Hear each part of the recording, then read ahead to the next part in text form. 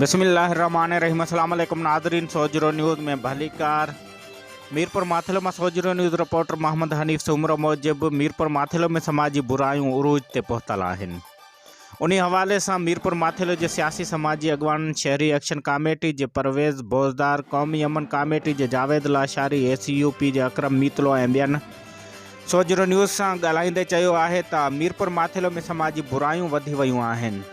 नौजवान नस्ल तबाह थी रही है। उन्होंने चयो त शहर के शराबखानन ते नौजवानन जा मेला मतल हुजन था, जॾहिं त जुआ जा अड्डा तोड़े आकड़ा पर्ची जो कम हले पियो। पर मीरपुर माथिलो पुलिस खामोश तमाशाई बणियल है। उन्हनि जो वधीक चवण हो त शहर में वधंदड़ समाजी बुरायन ते कंट्रोल कयो वञे त जीअं नौजवान नस्ल समाजी बुरायन खां बची सके। उन्होंने SSP घोटकी का मुतालबो कंदे चयो त मीरपुर माथिलो ऐं भरपासे वारनि इलाइक़नि में हलंदड़ जुआ जा अड्डा ऐं आकड़ा पर्ची बंद कराई वञे।